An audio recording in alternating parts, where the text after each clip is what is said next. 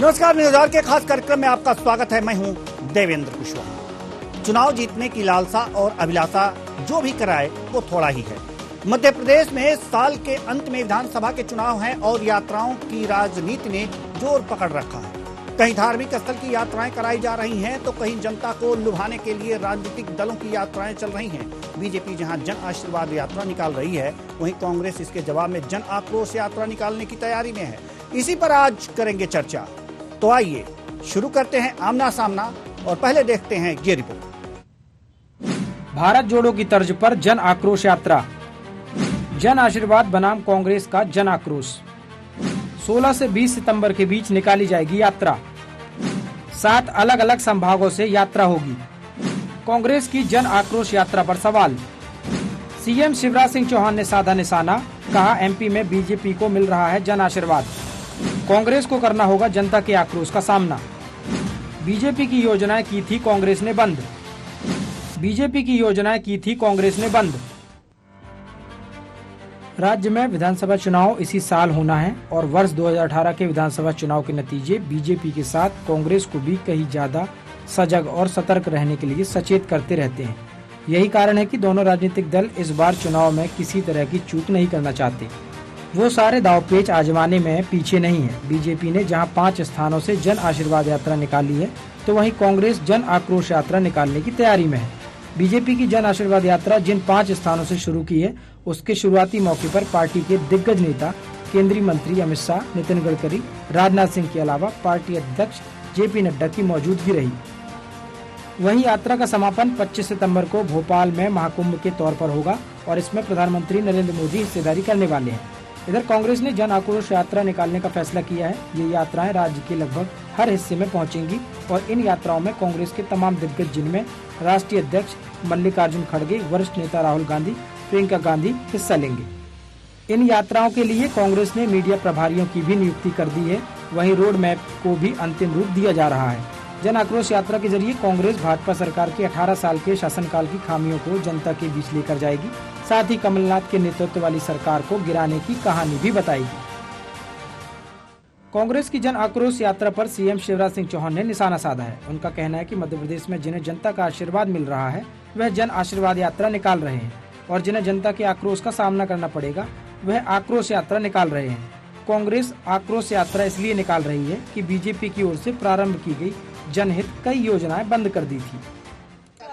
Bharatiya Janata party को जनता का प्यार, आशीर्वाद और समर्थन मिल रहा है, तो जिनको प्यार मिलेगा वो आशीर्वाद मांगेंगे और जिनको आक्रोश मिलेगा वो आक्रोश यात्रा निकालेंगे। वो आक्रोश तो इसलिए है कि कोई वादे उनने 900 वचन में से कोई पूरे ही नहीं किए थे। आक्रोश इसलिए है कि मध्य प्रदेश को भ्रष्टाचार का अड्डा बना दिया था। आक्रोश इसलिए है कि जनधन वो खा गए थे। आक्रोश इसलिए है कि प्रधानमंत्री श्रीमान नरेंद्र मोदी जी की जल जीवन जैसी योजना शुरू नहीं की। आक्रोश इसलिए है कि प्रधानमंत्री किसान सम्मान निधि में उनने नाम नहीं भेजे थे, किसानों के साथ धोखा किया। आक्रोश इसलिए है कि पीएम आवास 2 लाख वापस लौटा दिए थे। आक्रोश इसलिए है कि संबल योजना उन्होंने बंद कर दी थी। आक्रोश इसलिए है कि बहनों को भी छला 4000 रुपया बेटा बेटी के जन्म के पहले और 12000 जन्म के बाद मिलता था, वो देना बंद कर दिए। आक्रोश इसलिए है कि बेटियों की शादी करवा दी और जो राशि दी जाती थी वो राशि उन्होंने नहीं दी। आक्रोश इसलिए है कि मेरे भांजे भांजियों के लैपटॉप उनने छीन लिए। आक्रोश इसलिए है कि साइकिल देना बंद कर दी। आक्रोश इसलिए है कि उन्होंने हमारे जो बेटा और बेटी थे उनकी मुख्यमंत्री मेधावी विद्यार्थी योजना ठंडे बस्ते में डाल दी।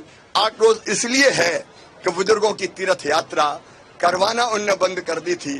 तो जिनके खिलाफ आक्रोश है वो आक्रोश यात्रा निकालें। हमें जनता का आशीर्वाद मिल रहा है, हम जन आशीर्वाद यात्रा निकाल रहे हैं। जन आक्रोश यात्रा के दौरान पूरे समय कांग्रेस के वरिष्ठ नेता मौजूद रहेंगे और रात को वहीं कैंप करेंगे। इसके साथ ही नेताओं को यात्रा की प्लानिंग की जानकारी दी जा रही है।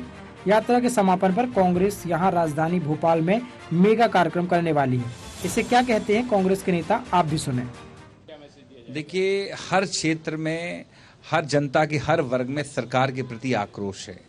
इस सरकार ने किसी को भी ऐसा नहीं बख्शा हो, हर वर्ग को ठगा है, चाहे कर्मचारी वर्ग हो, किसान वर्ग हो, महिला सुरक्षा की बात हो या बेरोजगारों की बात हो, हर विषय में सरकार ने ठगा। तो निश्चित रूप से आक्रोश बहुत है और उसी बात को लेकर हम जनता के बीच जा रहे हैं कि जनता का आक्रोश निकल कर आए, वो कम से कम सही उसको अंजाम मिले, सही दिशा मिले। कांग्रेस पार्टी जाएगी जनता के बीच, जनता की बात सुनेगी और उनकी बात को मजबूत करने का प्रयास करेगी। देखिए, दोनों संभागों में बीजेपी का सफाया होने वाला है और इसलिए स्वाभाविक है उनका फोकस है। ग्वालियर चंबल में अब पता चल जाएगा सिंधिया जी को कितना लाभ मिला उनको जाने में बीजेपी को। और जहां तक रीवा संभाग है, वहां पर भी पिछले चुनाव में जितनी अपार बहुमत मिली थी, लेकिन उसके बाद चुनाव के 1-1.5 महीने पहले किसी को मंत्री बनाया, ये भी किसी से छुपा नहीं है और उसका नुकसान जो बीजेपी हो चुका है वो पूर्ण नहीं हो सकता। राजनीतिक विश्लेषकों का मानना है कि विधानसभा चुनाव भाजपा हो या कांग्रेस, दोनों के लिए महत्वपूर्ण है। साल 2018 के विधानसभा चुनाव में 230 सीटों में से कांग्रेस को 114 सीटें मिली थी, बीजेपी 109 सीटों पर सिमट गई थी। इसी तरह दोनों ही दलों में किसी भी को भी पूर्ण बहुमत नहीं मिला था। इस बार भी स्थितियां पिछले चुनाव जैसी ही हैं, लिहाजा दोनों राजनीतिक दल कोई चूक करने को तैयार नहीं है। यही कारण है कि चुनाव से पहले यात्राओं की राजनीति ने जोर पकड़ लिया है। Desk report, news hour Bhopal. तो यात्राएं हो रही हैं और यात्रा से चुनाव में सत्ता परिवर्तन की आस की जा रही है। आज इसी मुद्दे पर करेंगे चर्चा और चर्चा के लिए जो हमारे साथ मेहमान जुड़े हुए हैं उनसे आपका परिचय करा दें। हमारे साथ स्टूडियो में कुंदन पंजाबी जी, कांग्रेस प्रवक्ता, हमारे साथ बैठे हुए हैं। बहुत बहुत स्वागत है आपका हमारे इस कार्यक्रम में। साथ ही साथ इंजीनियर सत्येंद्र चौधरी, बीजेपी प्रवक्ता, आपका भी बहुत बहुत स्वागत है हमारे इस कार्यक्रम में। टीएन मनीष जी, वरिष्ठ पत्रकार, भी हमारे साथ जुड़े हुए हैं, आपका भी बहुत बहुत स्वागत है हमारे इस कार्यक्रम में। चर्चा की शुरुआत करते हैं। चर्चा की शुरुआत कर रहे हैं कुंदन पंजाबी जी आपसे, कांग्रेस प्रवक्ता। जन आशीर्वाद यात्रा मध्य प्रदेश में बीजेपी निकाल रही है, आक्रोश यात्रा आप निकाल रहे हैं, यानी कि कांग्रेस निकाल रही है। यात्राओं से लुभाने का कार्यक्रम दोनों पार्टियों का है। दोनों का लक्ष्य एक ही है कि वोट हमें मिले, फिर नाम भिन्न भिन्न क्यों? देखिए देवेंद्र जी, मध्य प्रदेश में आसन्न चुनाव हैं, 2023 चल रहा है, चुनाव सामने हैं और हमने देखा था 2018 में जब चुनाव हुए थे उसके पहले भी भारतीय जनता पार्टी ने जगह जगह जन आशीर्वाद यात्राएं निकाली थी, लेकिन जनता का इतना जबरदस्त विरोध था। विकास यात्राएं जी, विकास नहीं, जन आशीर्वाद यात्रा ही निकाली थी। विकास यात्रा तो अभी 3 महीने पहले मैं उसकी भी बात करूंगा। जी जी। तो उस समय पे इन यात्राओं को भारतीय जनता पार्टी को विरोध को देखते हुए रोकना पड़ा था। अब 2023 है, विरोध और ज्यादा है, दुगना है, तीव्र गति से है। उसका परिणाम आपने देखा। आपने विकास यात्रा का नाम लिया था, 2 महीने पहले भारतीय जनता पार्टी की विकास यात्राएं हुई थी, सरकारी विकास यात्राएं, सरकार के पैसे से जनता को बुलाकर सरकारी अधिकारियों से भीड़ इकट्ठी करवाकर वो यात्राएं हुई थी। लेकिन वास्तविक जनता ने इनको खदेड़ा था, पूरे प्रदेश में खदेड़ा था। 230 विधानसभाओं में से 172 जगहों पर जगह जगह जहां जहां भारतीय जनता पार्टी के विधायक और इनके वरिष्ठ नेता लोग और सरकारी अधिकारी कर्मचारी भी साथ में जा रहे थे, उनको भी विरोध का सामना करना पड़ा था और खदेड़ा मतलब जो है उन लोगों का हुआ था। अब भारतीय जनता पार्टी जन आशीर्वाद यात्रा, अब भारतीय जनता पार्टी को इस प्रदेश के अंदर देवेंद्र जी 19 साल लगभग हो चुके हैं। भारतीय जनता पार्टी का कुशासन मध्य प्रदेश की जनता देख रही है। अगर इन्होंने इतने अच्छे ही काम किए थे तो इन्हें आशीर्वाद लेने के लिए जनता के सामने जाने की आवश्यकता नहीं थी, लेकिन अब जाना पड़ रहा है। क्यों? क्योंकि पूरे प्रदेश के अंदर भ्रष्टाचार हावी है। हम आपको रोकना चाहेंगे। अंदर घपले घोटाले हावी है। पूरे प्रदेश के अंदर आदिवासी, दलित भाई और ओबीसी वर्ग के साथ अत्याचार हो रहा है। जी, कर्मचारी आंदोलित हैं। जी जी जी जी, हम आपको रोकना चाहेंगे। वो जन आशीर्वाद यात्रा के जरिए आशीर्वाद लेने जा रहे हैं जनता के बीच। आप जन आक्रोश यात्रा के जरिए जनता के बीच आक्रोशित होकर के जा रहे हैं? नहीं, मैं वही कुछ कहना समझ में नहीं चाहता आया, हमें समझाइए जी। हमारे समझ में वही कहना चाह रहा था मैं। आज जिस प्रकार से मध्य प्रदेश के अंदर भ्रष्टाचार हावी है, मध्य प्रदेश के अंदर दलित, ओबीसी, एससी, एसटी और आदिवासी भाइयों के साथ में जिस प्रकार से कृत्य हो रहे हैं, आज आदिवासियों को भाइयों के साथ में इस प्रकार के कृत्य होते हैं। सीधी की घटना इस प्रदेश की जनता भूली नहीं है। एक आदिवासी के ऊपर भारतीय जनता पार्टी का पदाधिकारी पेशाब करता है। नेमावर के अंदर एक परिवार को मारकर गड्ढे के अंदर गाड़ दिया जाता है, 10 फीट गड्ढे के अंदर, वो भी आदिवासी परिवार था। यहाँ पे दलित ओबीसी भाइयों के चेहरे पे मल मला जाता है। ये प्रदेश की स्थिति है, शर्मनाक घटना है। पूरे देश के सामने मध्य प्रदेश को शर्मसार होना पड़ता है। भ्रष्टाचार की बात करते हैं तो देवेंद्र जी, डंपर से शुरू हुए घोटाले, व्यापम से ई टेंडरिंग से पोषण आहार घोटाला और नर्सिंग घोटाला और ई टेंडरिंग घोटाला और पटवारी घोटाला, फिर पटवारी घोटाले के बाद पीडब्ल्यूडी इंजीनियरों का घोटाला और 254 घोटाले। ऐसा कोई विभाग नहीं है, ऐसी कोई योजना नहीं है जिसके अंदर भारतीय जनता पार्टी के शासन में घपले और घोटाले नहीं हुए। तो ये बहुत सारे कारण बन रहे हैं। और महंगाई तो सर चढ़ के बोल रही है। मध्य प्रदेश के लोग परेशान है, हर वर्ग परेशान है। पूरे प्रदेश का व्यक्ति और जो है लोग महंगाई की वजह से परेशान है। और कर्मचारियों की बात करते हैं तो पूरे प्रदेश का कर्मचारी आंदोलित है।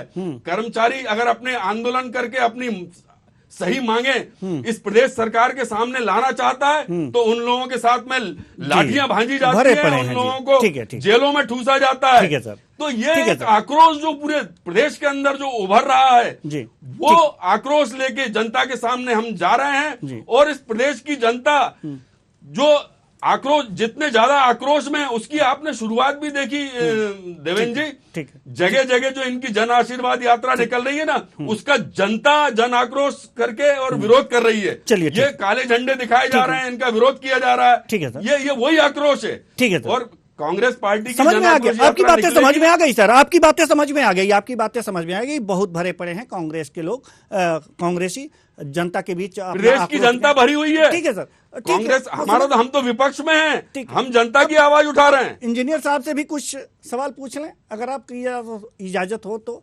इंजीनियर साहब, सवाल यह है कि वास्तव में आक्रोश तो कुछ है, क्योंकि विकास यात्रा निकली थी, उसमें भी कुछ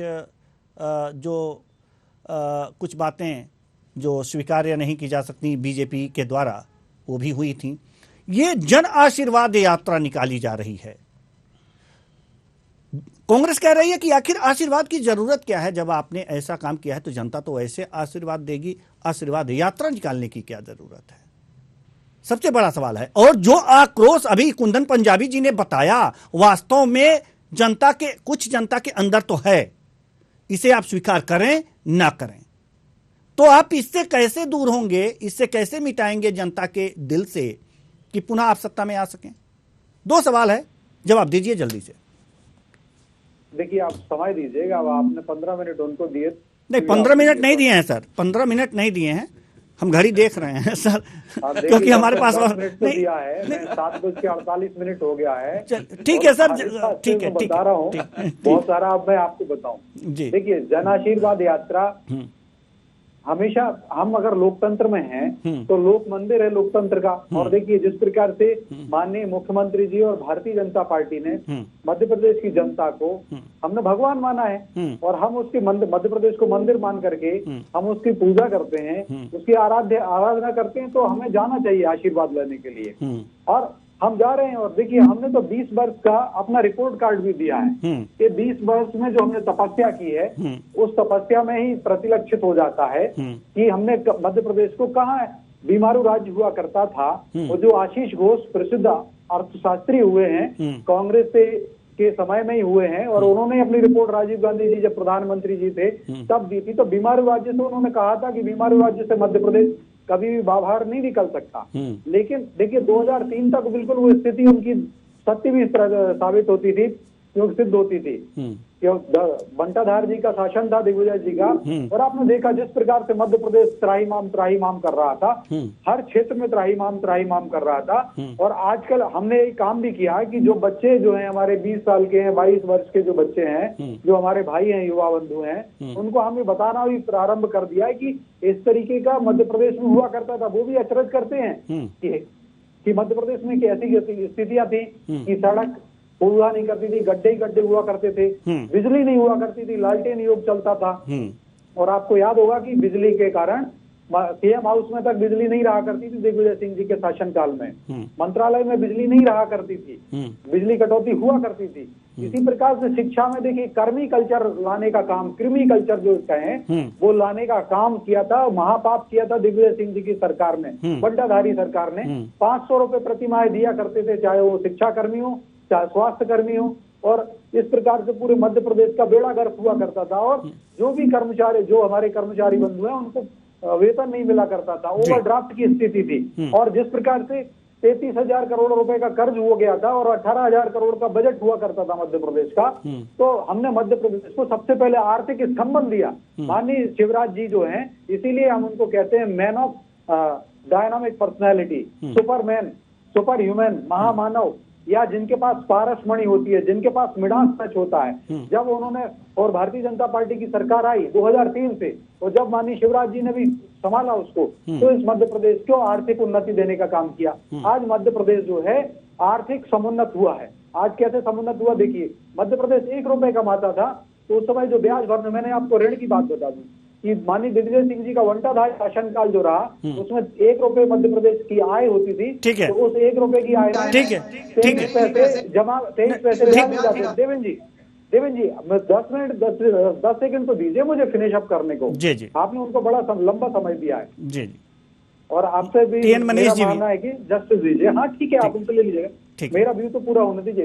तो महापाप किया था मध्य प्रदेश की माननीय बंटाधार जी, दिग्विजय सिंह जी की सरकार ने। हमने उस मध्य प्रदेश को 70,000 करोड़ की जीडीपी थी, आज 14 लाख करोड़ की जीडीपी कर दी। मध्य प्रदेश की जो सकल आय हुआ करती थी, वो सकल आय जो है हमारी जो प्रति व्यक्ति आय जो थी, वो मात्र 12,000 रुपए प्रति वर्ष हुआ करती थी, 1,000 रुपए महीने। आज हमें लगभग 1,40,000 रुपए मध्य प्रदेश की प्रति व्यक्ति आय हुई है। मध्य प्रदेश को आर्थिक आयाम दिए, 1 रुपए कमाता है आज मध्य प्रदेश, तो 12 पैसे ब्याज भरने में जा रहे हैं। अगर कोरोना नहीं आया होता तो ये 6-7 पैसे ही जा रहे होते। तो हमने मध्य प्रदेश को आर्थिक स्तंभन दिया। और अगर कांग्रेस के बंटाधार 2 कमलनाथ जी और रुक जाते, तो मैं आज दावे के साथ कहता हूं मध्य प्रदेश का जो कर्ज है वो 12 लाख करोड़ के ऊपर निकल जाता, जीडीपी के ऊपर ही हो जाता, जितनी जीडीपी है उसी की बराबर आ जाता। तो हमने मध्य प्रदेश को आर्थिक स्तंभन दिया। कांग्रेस ने 50 से ज्यादा योजनाओं को बंद किया था, लाडली लक्ष्मी योजना को बंद कर दिया था, और भोजन पे गरीबों को मनीष जी भी है हमारे पास। 5 रुपए की थाली, जी बस में समाप्ति हो गया मेरा। 5 रुपए की 51 योजनाएं बंद की थी, मैं ज्यादा उन पर नहीं जाऊंगा, लेकिन 51 योजनाएं बंद की। और 5 रुपए की थाली जो हम दिया करते थे गरीबों के लिए, उसको भी बंद कर दिया था हमने। 2.5 करोड़ लोगों को 5 रुपए की थाली भी दी। और कांग्रेस डर गई है, कांग्रेस के अंदर ही आक्रोश है कि ये सब काम नहीं कर पाए थे, इसलिए कांग्रेस आक्रोश यात्रा निकाल रही है। क्योंकि हमारे जो विधायक हैं पुनः चुनाव लड़े और जीते, और फिर हमने फिर से आज हमारे 127 विधायक हैं, ऐसे ही नहीं आ जाते 127 विधायक। और भारतीय जनता पार्टी पुनः सरकार बनाएगी और लगभग 200 सीटें जीतेंगे। लंबा हो गया सर, बहुत ज्यादा। ठीक है, हो गया सर, हो गया। हम आएंगे आपके पास। टीएन मनीष जी, बड़े धैर्य से आप दोनों को सुने हैं। हम माफी चाहेंगे आपसे टीएन मनीष जी कि हम आपको और पहले नहीं आ पाए और ज्यादा समय नहीं दे पाए, लेकिन अब जो हम आपके पास जो सवाल लेकर आए हैं, या आपने दोनों मेहमानों को आपने बड़ा शिद्दत से सुना और बड़े धैर्य से सुना। क्या निचोड़ निकलता है इससे? क्या जो यात्राएं हैं इनकी, जन आशीर्वाद यात्रा, इनकी आक्रोश यात्रा, क्या दिखाने का प्रयास कर रही है दोनों पार्टियां? हम आपसे समझना चाहेंगे। बता दूं कि यात्राओं का एक लंबा इतिहास है। अगर हम उस पर बात करने जाएंगे तो मुझे लगता है कि ये डिबेट इतनी लंबी हो जाएगी कि वो हम कर नहीं पाएंगे। बिल्कुल। तो बात ये है कि जो यात्राएं निकालने की बात है, उन यात्राओं में पहले जो यात्राएं निकाली जाती थी, उन यात्राओं का एक संकल्प होता था, एक प्रेरणा होती थी, एक विचार होता था, और उस विचार को लेकर जनता के बीच में जाया जाता था। अब जो यात्राएं निकाली जा रही है वो यात्राएं जो है इस तरह की है कि अपनी हाथों से अपनी पीठ थपथपाने वाली यात्रा है और अपने मुखारबिंद से आक्रोश को फैलाने वाली यात्रा है। इस यात्रा में एक तरफ तो आशीर्वाद मांगा जा रहा है एक यात्रा, दूसरी यात्रा में आक्रोश मांगा जा रहा है कि साहब आप आक्रोश को बढ़ाइए, आप आक्रोश बढ़ाएंगे तो हमारा जो है वोट बैंक बढ़ेगा। इस तरह की यात्रा है। यात्रा में वो बात नहीं है कि सड़क कहाँ है, बिजली कहाँ है, शिक्षा कहाँ है, स्वास्थ्य कहाँ है, बेरोजगारी कहाँ है, महंगाई कहाँ पर है, कौन कौन सी ऐसी चीजें हैं जिन चीजों में जनता को हम जो है अपना काम नहीं दे पाए और हम जनता के सामने स्वीकार करने जाएं कि हे मालिक, हे परमेश्वर, हे लोकतंत्र की भाग्य विधाता जनगण मन, हम तेरे दरवाजे पर आए हैं कि तू हमें वोट दे। और इसलिए दे कि हमने तेरे से 100 घोषणाएं की थी, उसमें से हम इतनी पूरी कर पाए, ईमानदारी से इतनी पूरी नहीं कर पाए, एक मौका और दोगे तो ये भी पूरी करेंगे। ना कि नई घोषणाओं की झड़ी लगाई जाए, ना कि नए सिरे से बातें की जाए।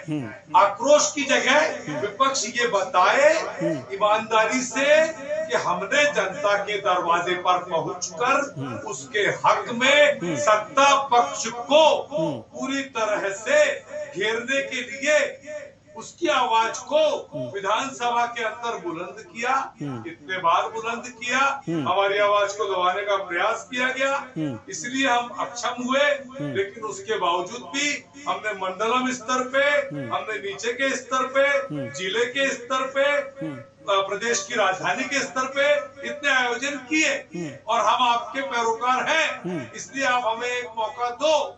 तो ये जो पूरी की पूरी दोनों यात्राएं हैं, इन दोनों यात्राओं से मध्य प्रदेश की जनता के जनगण के मन को आप टटोल तो सकते हो लेकिन बदल नहीं सकते। बहुत उसका मन बना हुआ है, वो अंडर करंट है। और अब राजनीति में जाति के तवे पर जो रोटी सेकने की प्रक्रिया बरसों से चली आ रही है, उस पर भी मतदाताओं की जागरूकता ने बहुत बड़ा बदलाव लाया है। अभी हम देवेंद्र किसी तरह का नहीं कर सकते कि मध्य प्रदेश में क्या होगा। हम ये कह सकते हैं कांटे की टक्कर है, हम ये कह सकते हैं कि अभी मतदाता मौन है, और जब मतदाता मौन होता है तो उसका जो हश्र होता है वो किसी भी करवट जो है उठ बैठ सकता है। और एक बात और, अगर इनकी यात्राओं में भीड़ आ रही है तो ये जरूरी नहीं कि वो वोट में तब्दील हो। बिल्कुल उसने मन में बना के रखा है उसे क्या करना है, और जनता सबको यही बोलेगी जी आप तो हमारे हो, जी मालिक आप हमारे हो, बिल्कुल आप हमारे भाग्य विधाता हो, लेकिन करेगी वही जो उसको करना होगा। तो इस समय दोनों दलों के लिए दोनों दल चुनौती के रथ पर सवार है, क्योंकि दोनों दलों ने काम अगर किया है तो काम दोनों ने किया है, लेकिन काम के प्रतिशत को अगर हम देखें तो सत्ता जिसने ज्यादा चलाई है, जाहिर बात है कि उसको काम का मौका ज्यादा मिला है, लेकिन उसको सत्ता विरोधी लहर का सामना भी उसी अनुपात में विपक्ष से कहीं ज्यादा करना पड़ेगा। दूसरी बात, एक बात बहुत जिम्मेदारी के साथ, कि अब तक हम हर डिबेट में ये कहते रहे कि कांग्रेस ही कांग्रेस की दुश्मन।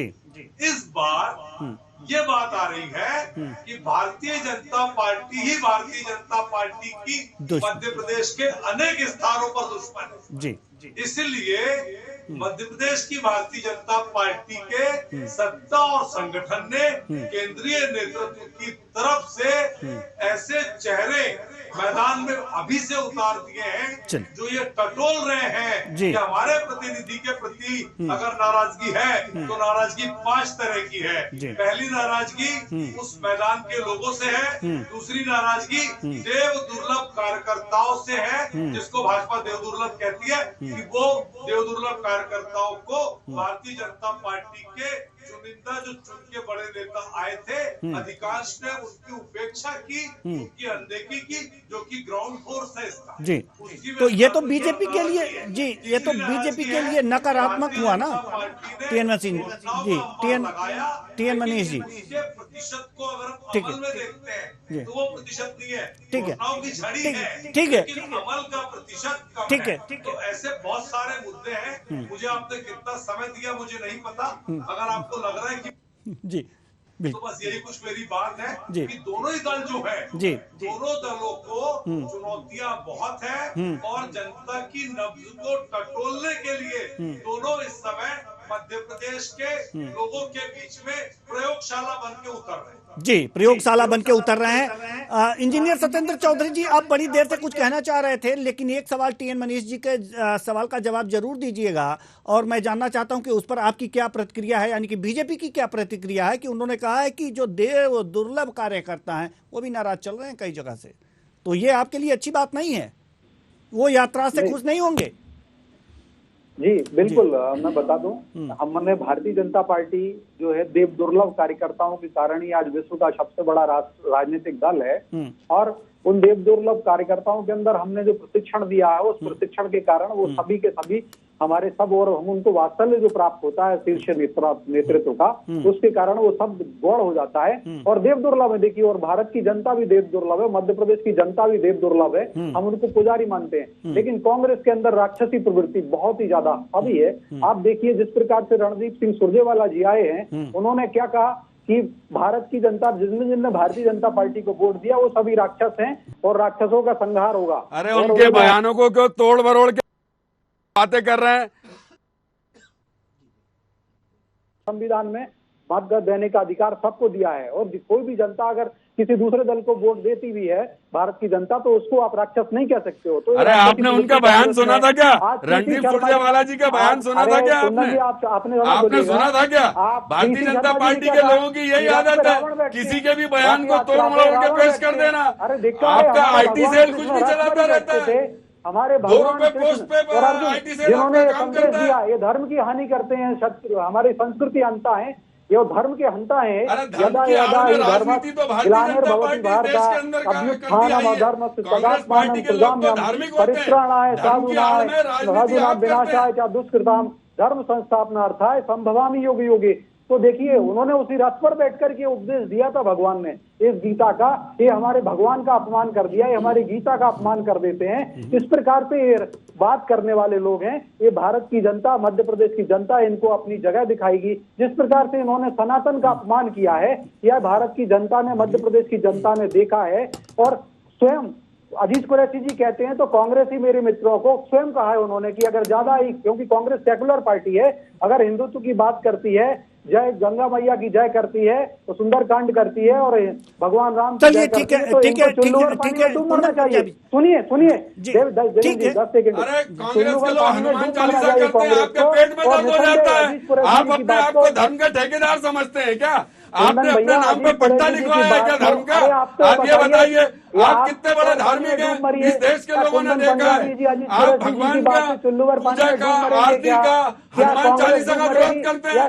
कमलनाथ जी ने इतनी बड़ी मूर्ति बनवाई जो विश्व प्रसिद्ध है, आपको उससे पेट में दर्द होता है। कमलनाथ जी कथा करवाते हैं तो आपके पेट में दर्द होता है। कमलनाथ जी बागेश्वर महाराज की अगर कथा करवाते हैं तो आपको तकलीफ होती है। धर्म की आड़ में शिवराज पाटिल जी ने ढोंग करते हैं, आप धर्म की आड़ में राजनीति करते हैं, आप धर्म की आड़ में लोगों को भटकाने का काम करते हैं। इस प्रदेश की जनता देख रही है, आप किस प्रकार की बातें करते हैं और चैनल पे आके आप जैसे लोग झूठ बोलने का काम करते हैं। आप लोग हिंदुत्व की बात करते हैं, आपको शर्म आनी चाहिए, आपकी पार्टी को शर्म आनी चाहिए। आप लोग झूठ बोलने का काम करते हैं।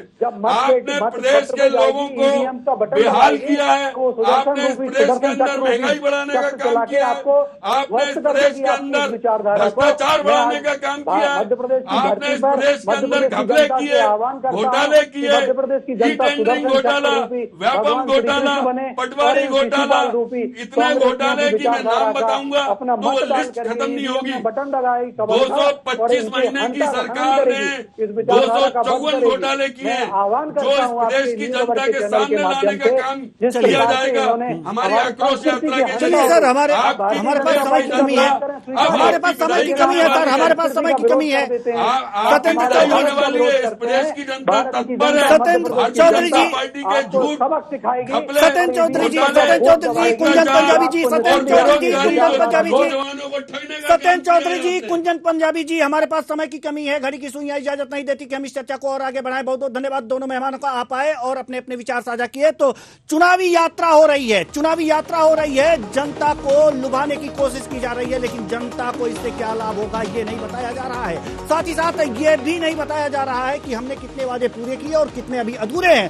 साथ ही साथ अब आक्रोश यात्रा हो या जन आशीर्वाद यात्रा हो, जनता को इससे क्या लाभ होगा, जनता इसको खुद सोचे और उसके बाद अपना फैसला करे, किसी भी पार्टी के चुनावी बहकावे में ना आए। फिलहाल इस कार्यक्रम में इतना ही, मुझे दीजिए इजाजत, नमस्कार।